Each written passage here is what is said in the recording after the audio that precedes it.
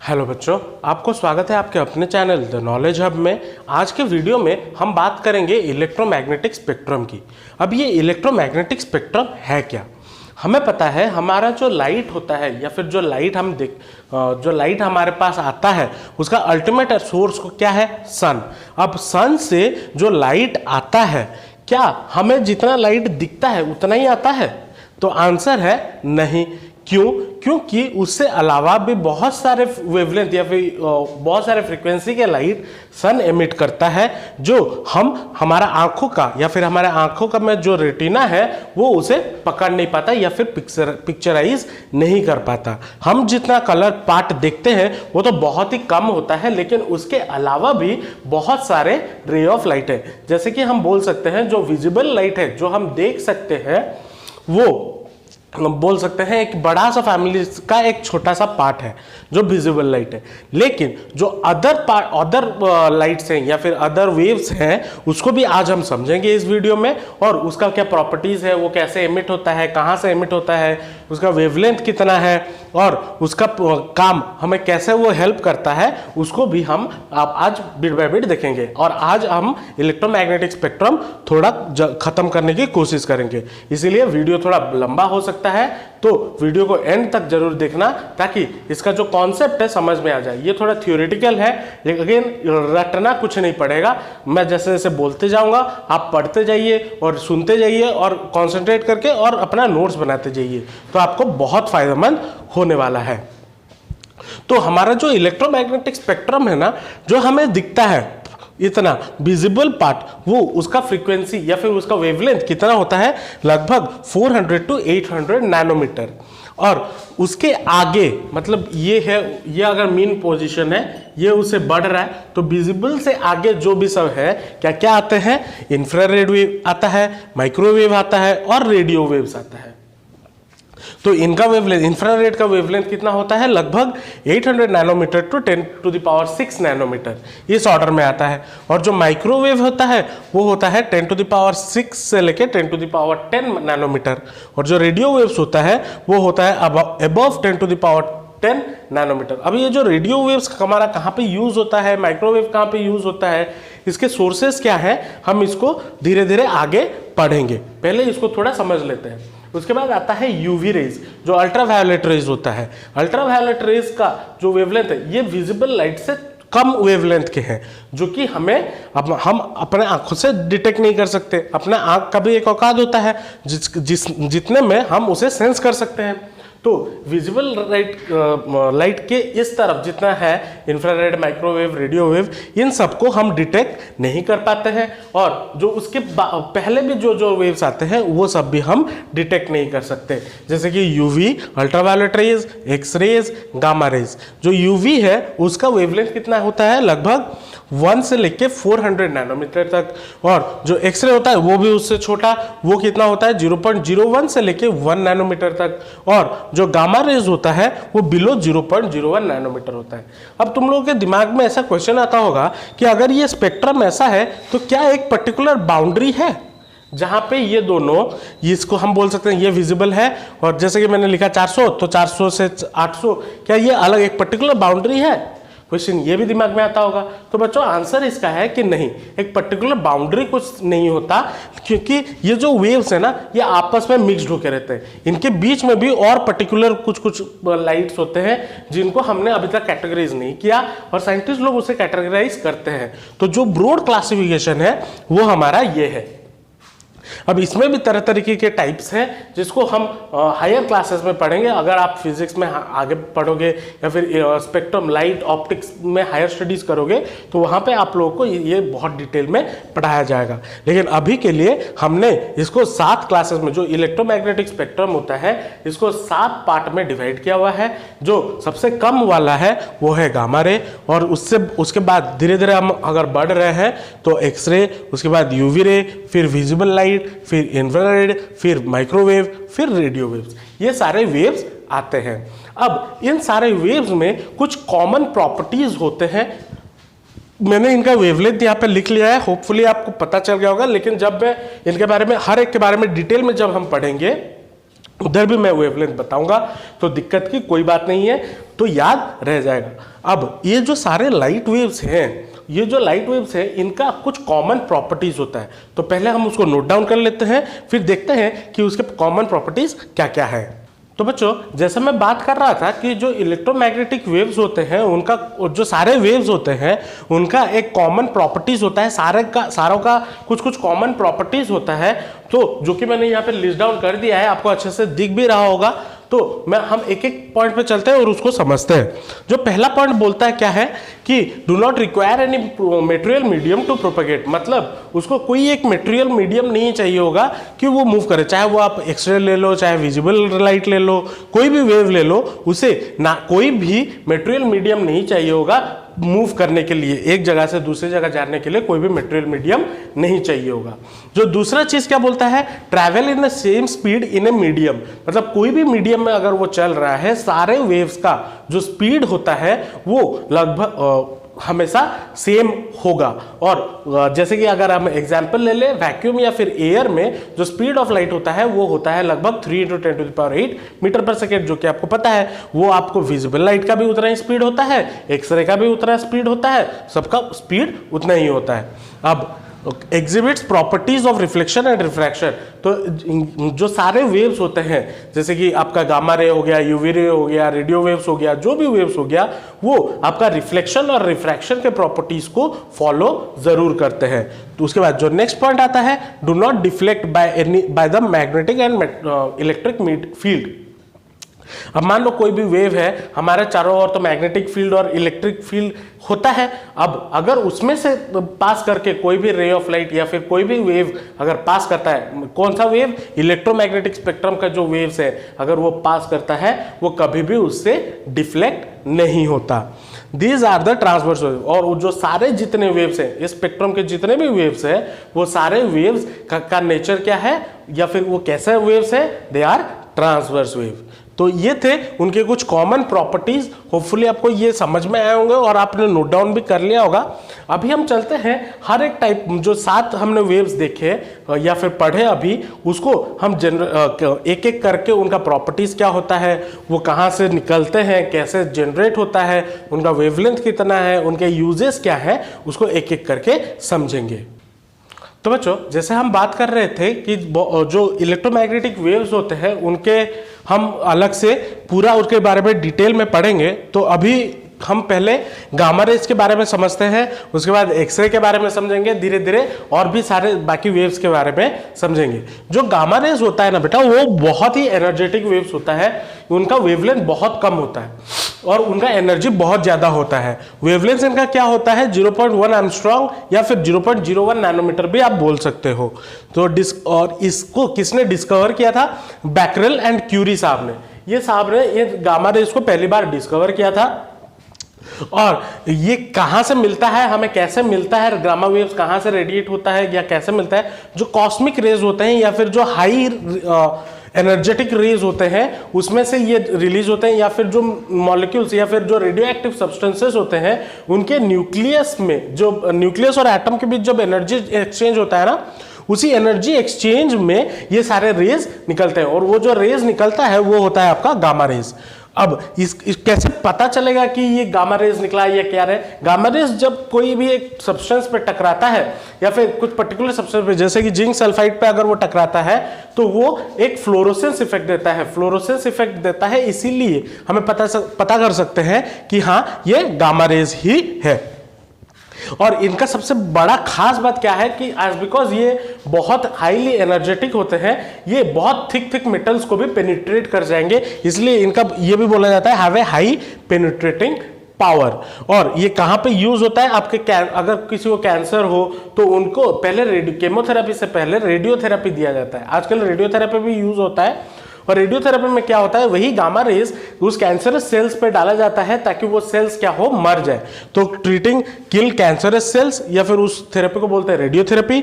और कहाँ पे होता है, जो बड़े बड़े वेल्डिंग्स होते हैं, बड़े बड़े इंडस्ट्री में जो बड़े बड़े आयरन्स के या फिर अदर मेटल्स को वेल्ड करते हैं या फिर मिलाते हैं, जोड़ते हैं, तो क्या वो वेल्डिंग सही से हुआ है या नहीं हुआ है, वहां पे भी गामा रेज का यूज होता है। तो ये थे थे गामा रेस के बारे में डिटेल्स। अभी चलते हैं एक्सरे के बारे में। अब ये एक्सरे जो होता है ना, एक्सरे बहुत थोड़ा कम एनर्जेटिक होता है as compared to gamma rays. और ये कैसे मिलता है, कहां से मिलता है? जब मान लीजिए कोई भी एक बड़ा सा हैवी मेटल रखा गया हो और उस पे अगर हम हाई एनर्जेटिक या हाई स्पीड से कोई भी इलेक्ट्रॉन को टकरा दे तो उसमें से जो रेडिएशन निकलता है उसी रेडिएशन को बोला जाता है एक्सरेज। तो क्या लिखा है? Release from heavy metal target of high melting point when highly energetic rays are stopped by it. या फिर जब टकराता है, हाईली एनर्जेटिक वेव जब उससे टकराता है और वो मेल्ट नहीं होता, टकरा के रुक जाता है, मेल्ट नहीं करता, तो उसमें से जो रेज निकलते हैं वो एक्सरेज होते हैं। इनका वेवलेंथ कितना होता है? इनका वेवलेंथ लगभग 0.1 एंगस्ट्रॉम टू 100 एंगस्ट्रॉम होते हैं, या फिर अगर नैनोमीटर में लिखना चाहो तो 0.01 नैनोमीटर से लेके 10 नैनोमीटर तक होता है। अब इसको डिस्कवर किसने किया था? इनको डिस्कवर किया था हमारे साइंटिस्ट रॉन्गटन साहब ने। ठीक है, अब ये क्या करते हैं, इनका खासियत क्या है? जो फोटोग्राफिक प्लेट्स होते हैं, फोटोग्राफिक प्लेट्स मतलब जिस प्लेट पे आप पहले के जमाने में, अभी तो डीएसएलआर वगैरह आ गया, पहले जो रील आया करता था उस रील को ये बहुत अफेक्ट करते हैं। जैसे कि आप देखे भी होंगे, आपका अगर हाथ पैर कभी टूटा होगा या फिर आप एक्सरे का वो जो पेपर देखते हो, वो पेपर जो है वो जनरली पूरा ब्लैक होता है केमिकल सा, लेकिन पूरा ब्लैक होता है जब वो प्रोसेस नहीं होता, फोटो नहीं होता। लेकिन जब उस पर लाइट गिर जाता है या फिर एक्सरे गिर जाता है तो वो सारे रिएक्ट कर जाते हैं, और जो रिएक्ट नहीं करता वो रह जाता है, तो आपको एक स्ट्रक्चर मिल जाता है। तो ये strongly affect the photographic plates. अब इसका ये क्या है कि ये हमारे स्किन मतलब ह्यूमन मसल्स में ये एंटर कर जाते हैं, लेकिन ये बोन्स के द्वारा रोक लिए जाते हैं, बोन्स इसको रोक देता है। इसीलिए इसको हम सीटी स्कैन वगैरह में या फिर एक्सरे में दांत वांत टूटा, हाथ पैर टूटा, कोई भी हड्डी टूटा, उसको डिटेक्ट करने में एक्सरे का यूज करते हैं। और कहां पे यूज होता है? जो कॉम्प्लेक्स मेटल्स होते हैं, क्रिस्टल्स होते हैं, मॉलिक्यूल्स होते हैं, उनका जो एटॉमिक अरेंजमेंट होता है ना, उसको स्टडी करने में भी एक्सरे हमारी मदद करता है। तो ये थे आपके गामा रेज और एक्सरेज के रिलेटेड बातें। अभी चलते हैं अल्ट्रावायोलेट रेडिएशंस के बारे में थोड़ा देखेंगे, उसके बाद आपको विजिबल लाइट के रिगार्डिंग कुछ चीजें हम समझेंगे। तो बच्चों, जो नेक्स्ट वेव्स है या फिर जिसके बारे में हम पढ़ेंगे वो है अल्ट्रावायोलेट रेडिएशंस। अब ये अल्ट्रावायोलेट रेडिएशंस क्या है? इनका वेवलेंथ जनरली क्या होता है? 100 एंगस्ट्रॉम से 400 एंगस्ट्रॉम। अब इनका प्रेजेंस डिटेक्ट कैसे किया गया? जब वायोलेट कलर लाइट को, वायोलेट मतलब विजिबल लाइट, जब वायोलेट कलर लाइट को हमने जिंक सल्फाइड सॉल्यूशन में डाला तो वो पहले क्या कन्वर्ट हो गया, आपका रेड से वायलेट कन्वर्ट हो गया। अब जैसे जैसे फिर से उस पे वही स्पेक्ट्रम, वायलेट के पीछे जो लाइट्स है वही स्पेक्ट्रम डालते गए तो वायलेट से जनरली फिर से चेंज हो गया डार्क ब्राउन कलर में। तो इससे ये डिटेक्ट हुआ कि नहीं, उसके बाद भी कुछ लाइट्स हो सकते हैं। तो जो हमारे प्रोफेसर जे रिटर साहब ने थे उन्होंने बोला कि ये जो वेव्स है इनको अल्ट्रावायलेट वेव्स बोला जाता है। अब वो ये क्या है? ये जनरली फोटोग्राफिक प्लेट्स और डाइज मतलब कलर्स के साथ बहुत जल्दी रिएक्ट कर जाते हैं। और ये कहां से निकलते हैं? Generally electric arc, sparks. Arc मतलब वो आयरन मैन वाला वो आर्क नहीं, जो इलेक्ट्रिक के बड़े बड़े स्टेशंस होते हैं उसे इलेक्ट्रिक आर्क बोला जाता है। Electric arc, sparks, mercury vapour lamp, इसमें और सन में से भी ये यूवी रेज निकलते हैं। लेकिन जो सन से लाइट निकलता है वो हमारे पास बहुत जल्दी पहुंचता नहीं है। क्यों? क्योंकि हमारे एटमॉस्फेयर के ऊपर जो ओजोन लेयर है वो उसको पूरा एब्जॉर्ब, मतलब पूरा तो नहीं, बहुत अमाउंट वो एब्जॉर्ब कर लेता है। अब इसका एक खास बात क्या है? जब ये इसको हम ग्लास के थ्रू पास करवाते हैं ना, तो ग्लास इस सारे अल्ट्रावायलेट रेडिएशंस को एब्जॉर्ब कर लेता है। लेकिन जो क्वार्ट्ज है, क्वार्ट्ज भी एक टाइप ऑफ मटेरियल है, क्वार्ट्ज के थ्रू जब हम पास करवाते हैं ये लाइट या फिर अल्ट्रावायलेट वेव्स, तो रेडिएशंस वो क्या उसको पास करता है। तो ये passes through quartz but absorb by glasses. अब इसमें ये इसका थोड़ा हार्मफुल इफेक्ट्स भी है। क्या हार्मफुल इफेक्ट्स है? अगर हमारा हाथ या हमारे स्किन बहुत ज्यादा देर तक यूवी रेस से एक्सपोज हो जाएंगे तो हमें स्किन कैंसर होने की भी बहुत ज़्यादा संभावना है। इसीलिए बोला जाता है ग्लोबल वार्मिंग को बचाओ, ओजोन लेयर डिप्लीशन हो रहा है। तो इसीलिए ना, क्यों? क्योंकि ओजोन लेयर है जो है वो हमारा यूवी रेज जो सन से निकलता है उसको लाने में, मतलब वो आने में उसे प्रोटेक्ट करता है और हमें हार्म नहीं होता। ये यूज कहाँ पे होता है? हॉस्पिटल वगैरह में इसको स्टेरिलाइज करने में यूज किया जाता है। मतलब कोई भी ऑपरेशन किट हो गया या फिर कोई भी चीजें हो गया, उसको स्टेरिलाइज करने में ये बहुत काम आता है। प्यूरिटी ऑफ जेम्स को भी चेक करता है और vitamin D, production of vitamin D in plants और एनिमल्स में जो विटामिन डी होता है, ये यूवी रेज उससे भी उसमें भी हेल्प करता है। उसके बाद आता है विजिबल लाइट। अब ये जो विजिबल लाइट है ये क्या है? हाँ, विजिबल लाइट को आप सबको तो पता होगा, जो हमारे आंखों को सेंसेशन देता है देखने के लिए, जो जिस लाइट के मदद से हम देख पा रहे हैं, जिसके वजह से आप अपने मोबाइल स्क्रीन में ये वीडियो देख रहे हैं, तो वो जो लाइट्स है वो विजिबल लाइट के अंदर आता है। और ये पहली बार किसने डिस्कवर किया था? पहली बार इसको हमारे, हालांकि लाइट तो तब से पहले था, लेकिन न्यूटन साहब ने उसको डिस्कवर किया था। इस पार्ट को आपको बोला जाता है क्या? विजिबल लाइट बोला जाता है। और कैसे? जब वो लाइट को प्रिज्म के थ्रू पास करवाए और स्पेक्ट्रम फॉर्म हुआ, तब उन्होंने इसको और अच्छे से क्या डिस्कवर किया। और इसमें से जो प्रोमिनेंट कलर्स निकलते हैं आपको पता है, violet, indigo, blue, green, yellow, orange and red. These are the prominent colour जो इसमें से हमारा निकलता है। अब इसके सोर्सेस क्या क्या है? सन, इलेक्ट्रिक बल्ब, फ्लेम, आग, ये जो सारे सोर्सेस हैं, इसमें से आपका विजिबल लाइट निकलता है। अब ये यूज कहाँ पे होता है? आप जो DSLR पकड़ के फोटो लेते हो, वहां पे आपका लाइट सेटअप करना पड़ता है। लाइट किस एंगल से ले ताकि अच्छा फोटो आए, तो वहां पे फोटोग्राफी में हेल्प करता है। और जो सबसे इंपॉर्टेंट चीज जो इसका ये है, फोटोसिंथेसिस। प्लांट जो फोटोसिंथेसिस करता है, उसी की वजह से हम जिंदा भी हैं। ऑक्सीजन अगर नहीं होगा तो हम मर जाएंगे। तो फोटोसिंथेसिस में भी ये लाइट, विजिबल लाइट, बहुत इंपॉर्टेंट रोल प्ले करता है। और obviously see objects around us, हम दूसरे सारे ऑब्जेक्ट्स को भी इस लाइट के मदद से देख सकते हैं, क्योंकि ये हमारे रेटिना पे एक सेंसेशन पैदा करता है, जो हमें ऑब्जेक्ट को देखने का एक क्या ऑब्जेक्ट ऐसा है वो हमें पता चलता है। और उसी विजिबल लाइट की वजह से ही ये पॉसिबल हो पाता है। अभी चलते हैं नेक्स्ट, इंफ्रारेड, माइक्रोवेव्स और रेडियो वेव्स की ओर। और थोड़ा सा है वीडियो, और थोड़ा 10 मिनट का और वीडियो होगा, और तब तक के लिए इसको देख लीजिए तो पूरा सबको समझ में आ जाएगा, कॉन्सेप्ट इसका समझ में आ जाएगा। ज़्यादा कुछ बड़ा ज़्यादा मैं लिखा नहीं रहा हूँ, बुक में बहुत ज़्यादा दिया है, मैं उसको कट शॉर्ट करके इतना छोटा नोट्स बना दिया हूँ। आप भी अपने नोट्स में बना लीजिए, ताकि क्योंकि इसके रिगार्डिंग क्वेश्चंस भी आपको आते हैं। ठीक है, तो चलिए चलते हैं इंफ्रारेड रेडिएशंस की ओर, और उसके बाद माइक्रोवेव्स और रेडियो वेव्स की ओर। तो बच्चों, जो नेक्स्ट टाइप ऑफ वेव या इलेक्ट्रोमैग्नेटिक वेव है, वो है आपका इंफ्रारेड रेडिएशन। इंफ्रारेड रेडिएशंस का जो वेवलेंथ होता है वो जनरली होता है 8000 एंगस्ट्रॉम टू 10⁶ या फिर 7 एंगस्ट्रॉम। इसको किसने डिस्कवर किया था? इसको डिस्कवर किए थे हमारे विलियम हर्शल साहब ने। अब इसका जो क्वालिटी होता है या जो नेचर होता है, इसका बहुत ज़्यादा हीटिंग इफेक्ट होता है।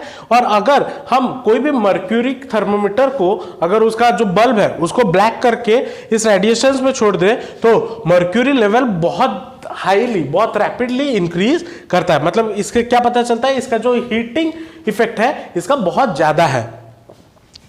अब ये जनरली जो ऑर्डिनरी फोटोग्राफिक प्लेट्स होते हैं ना, उसको अफेक्ट नहीं करता, और इसे ग्लास जो है इसको एब्जॉर्व कर लेता है, लेकिन जो रॉक सॉल्ट होता है वो उसे एब्जॉर्व नहीं कर पाता और उससे पास हो जाता है। और ये इसका हार्मफुल इफेक्ट क्या है? ये हमारे स्किन बर्न्स होने के चांसेस बहुत ज़्यादा होते हैं। कहाँ पे यूज होता है? रात को जो फोटोग्राफी करते हैं, या फिर डार्क रूम में, जो आप जैसे आप देखे होंगे सोल्जर्स वगैरह जो पहनते हैं गॉगल्स, रात को आप, या फिर जो पबजी अगर खेलते हो, जो नाइट मोड में आपको गॉगल्स मिलता है, वो सारी इंफ्रारेड होते हैं, ताकि आपको अंधेरे में भी अच्छे से दिख पाए। जो रिमोट कंट्रोल आप घर में यूज करते हो, टीवी का हो गया, एसी का हो गया, उसके सामने जो छोटा सा बल्ब होता है उससे भी इंफ्रारेड निकलते हैं, और उसको भी हम यूज करते हैं। और सिग्नल्स के हिसाब से भी यूज करते हैं वॉर के दौरान, ताकि वो किसी और को दिखाई ना दे। तो ये सारे यूजेस होते हैं। तो ये था आपका इंफ्रारेड रेडिएशंस। उसके बाद आते हैं हमारा माइक्रोवेव्स। अब ये माइक्रोवेव सुन के आपको दिमाग में ये आ रहा होगा, सबके घर में जनरली एक माइक्रोवेव होता है, ओवन होता है जिसमें हम खाना गर्म करके खा पी लेते हैं। लेकिन इसके बहुत सारे यूजेस भी और भी यूजेस होते हैं। जैसे कि इसका पहले वेवलेंथ क्या होता है 10⁻7 एंगस्ट्रॉम से लेके 10⁻11 एंगस्ट्रॉम। इसको पहली बार डिस्कवर किसने किया था? हमारे हर्ष साहब ने, हर्ष साइंटिस्ट जो थे, हर्ष सर ने किया था। और इसको प्रोड्यूस कैसे किया जाता है? इलेक्ट्रॉनिक डिवाइसेस में ये प्रोड्यूस होता है। फॉर एग्जांपल क्रिस्टल ऑसिलेटर्स इसमें प्रोड्यूस होता है। अब ये कहाँ पर कहाँ यूज होता है? सैटेलाइट कम्युनिकेशन में ये यूज होता है। खाना बनाने में जो माइक्रोवेव्स होते हैं उधर यूज होता है। रैडर कम्युनिकेशन में भी यूज होता है।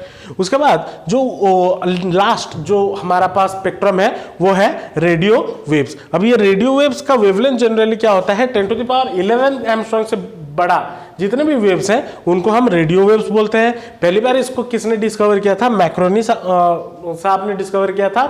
और ये यूज कहां पे होता है? रेडियो रडार कम्युनिकेशन में। आप जो टीवी देखते हो, टीवी में जो चैनल्स वगैरह आपको एंटीना में आते हैं, ट्रांसमिशन जो होता है वो सारे रेडियो वेव से भी तो होता है, क्योंकि आपके घर में टीवी के अंदर तो बैठ के सास बहू झगड़ा नहीं करते या बिग बॉस का झगड़ा नहीं होता, वो कहीं पे और शूट हो रहा है और उसको भेजा जा रहा है आपके टीवी तक। तो वो जो भेजा जा रहा है वो इस रेडियो वेव्स के मदद से भेजा जा रहा है। तो ये थे आपके इलेक्ट्रोमैग्नेटिक स्पेक्ट्रम के रिगार्डिंग कुछ चीजें, और उसका ये थोड़ा थ्योरी पार्ट था। मुझे पता है कि ये थोड़ा बोरिंग है, लेकिन इसके रिगार्डिंग क्वेश्चंस भी आते हैं और हायर क्लासेस में भी आपको ये पढ़ना होगा। तो अच्छा बेहतर है अभी से आप अच्छे से इसको पढ़ लें और आपके दिमाग में रख लें।